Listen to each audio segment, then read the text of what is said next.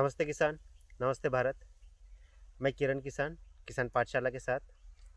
और सबसे पहले आप सभी को ढेर सारी शुभकामनाएँ। अ, आज है 5 दिसंबर, जो कि हम मनाते हैं पूरे विश्व भर में विश्व मृदा दिवस। मित्रों, आप सभी जानते होंगे कि हम सभी किसानों के जीवन में खेती का और मिट्टी का कितना महत्व है। तो मिट्टी की बारे में, मिट्टी के संदर्भ में जागरूकता बढ़ाने के लिए पूरे विश्व में 2013 से मृदा दिवस मनाया जाता है 5 दिसंबर को।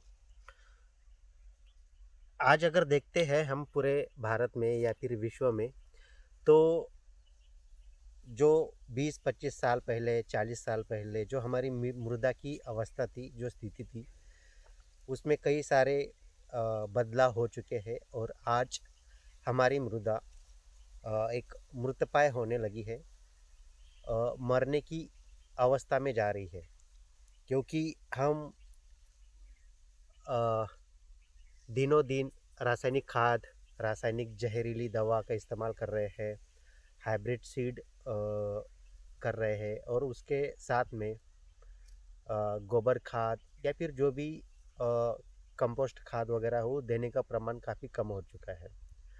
हमारे पास जानवर भी उतने अभी उपलब्ध नहीं है जो कि हम गोबर खाद दे सकें मिट्टी को पर्याप्त मात्रा में।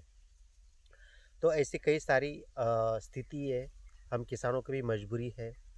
रासायनिक खाद देना तो हमें अनिवार्य है, लेकिन उसके साथ में मिट्टी का सेहत अच्छा रखने के लिए जैविक खाद, कंपोस्ट खाद पूरे मात्रा में, पर्याप्त मात्रा में हमारे पास उपलब्ध नहीं है। एक तरफ हमें अ, उत्पादन भी बढ़ाना है और साथ में मिट्टी का सेहत का भी ख्याल रखना है। दोनों में द्वंद्व आता है। ऐसी स्थिति में किसान पाठशाला आपके साथ में है। हम एक मुहिम लेकर आए हैं आपके लिए, स्वस्थ मिट्टी और जीवंत मिट्टी। मतलब आपकी जो मिट्टी है उसको आपको स्वस्थ बनाना है, सेहतमंद बनाना है, और साथ में उसमें जीवंतता भी लानी है। मित्रों, मिट्टी स्वस्थ होना ये अलग परिभाषा है, और मिट्टी का जीवंत होना ये अलग परिभाषा है। हमारी मिट्टी स्वस्थ है, यहाँ तक ठीक है, लेकिन हमें अच्छा उत्पादन लेना है तो हमारी मिट्टी में जीवंतता होनी चाहिए। मतलब ये जो मिट्टी का टुकड़ा है उसमें अनंत जीव होते हैं, अनंत जीवों का ये भंडार है। तो यहाँ में मिट्टी में जितने अनंत जीव रहेंगे, वो चल फिर करेंगे, तो ही हमारी मिट्टी जीवंत कहलाएगी। फसल अच्छा उत्पादन लेना और नैसर्गिक रूप से फसल अच्छी होना, इसके लिए मिट्टी में जीवंतता आवश्यक है। तो इस मुहिम में जुड़ने के लिए आपको अ, कुछ छोटे छोटे तरीके अपनाने हैं। पहले तो सबसे पहले आपको मिट्टी का परीक्षण करना अनिवार्य है। सभी किसान ध्यान में रखिए कि अगर हम फसल ले रहे हैं तो मिट्टी का सेहत हमारे लिए बहुत ही महत्वपूर्ण है, और इसके लिए सबसे पहला काम है आपको मिट्टी का परीक्षण करवाना है। किसान पाठशाला भी करता है, बी किसान ग्रुप हमारा मिट्टी का परीक्षण करता है। और आपके क्षेत्र में कहीं कृषि विभाग है या कोई प्राइवेट में करते हैं मिट्टी परीक्षण, तो वहाँ से आप कर सकते हैं। उसमें 3 चीज़ आपको देखनी है। पहले तो मिट्टी का पीएच कितना है, दूसरा मिट्टी में ऑर्गेनिक कार्बन कितना है, ओसी, और तीसरा मिट्टी की इलेक्ट्रिक कंडक्टिविटी मतलब ईसी कितना है। 3 चीज़ें आपको ध्यान में रखनी है। जब भी आप मिट्टी परीक्षण करोगे तो ये 3 चीज़ों पे आपको फोकस करना है। ये 3 चीज़ें अगर आपके क्षेत्र में, आपके खेत में सीमित मात्रा में है, पर्याप्त मात्रा में है, तो ही आप मिट्टी में आगे काम कर सकते हैं। जैसे हम बताते हैं या फिर साइंस बताता है कि मिट्टी का पीएच 6.5 से 7.5 तक होना चाहिए, उसका ईसी 1 के ऊपर होना चाहिए, और उसमें जो कार्बन मात्रा है कम से कम 1 होनी चाहिए। 5 हुआ तो बहुत ही अच्छा। तो इन 3 चीज़ों पे हमें काम करना है।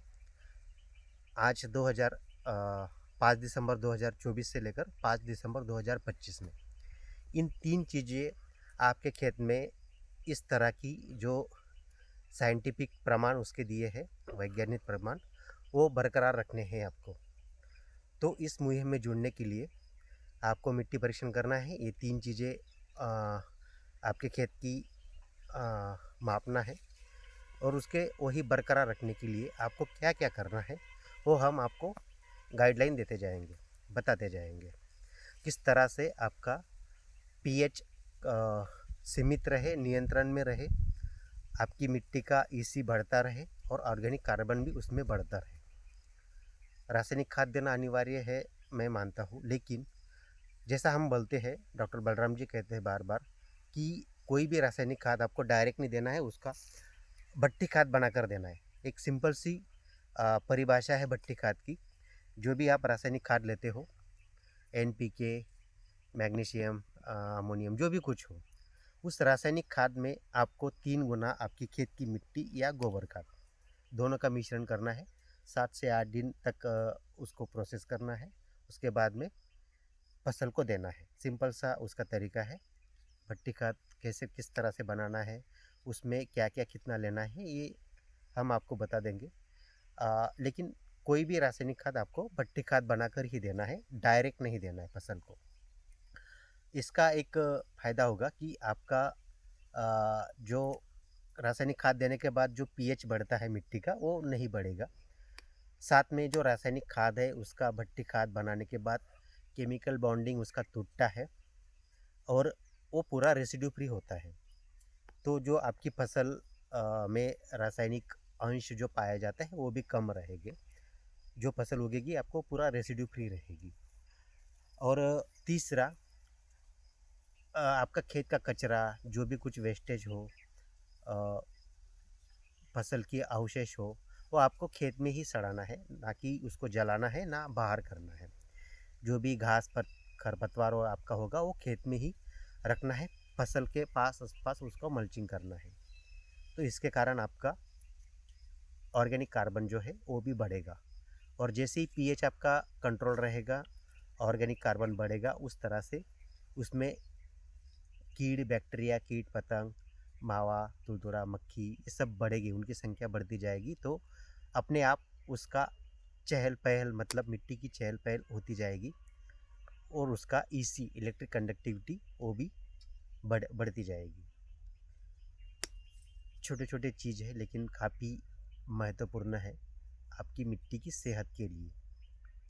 उसको आपको स्वस्थ तो रखना है, साथ में उसमें जीवंतता भी लाना है। किसान पाठशाला आपके साथ में है। इस मुहिम में जुड़िए। स्वस्थ मिट्टी और जीवंत मिट्टी, आपके मिट्टी का डेटा भेजिए और किस तरह से उसको कंट्रोल करना है, उसको बढ़ाना है। किसान पाठशाला निःशुल्क आपको गाइडलाइन करता जाएगा। नीचे दिए नंबर पर आपकी मिट्टी का डेटा भेजिए और हमसे सलाह आप ले सकते हैं, ताकि अगले आने वाले 5 दिसंबर 2025 तक जितने किसान जुड़ेंगे उनकी मिट्टी का सेहत, उसकी मिट्टी का आरोग्य हम सुधार सकते हैं। यही हमारी इस मुहिम के लिए उद्देश्य है। तो जुड़े रहे किसान पाठशाला के साथ। मैं किरण किसान, और आप सभी को विश्व मृदा दिवस की ढेर सारी शुभकामनाएं। नमस्ते।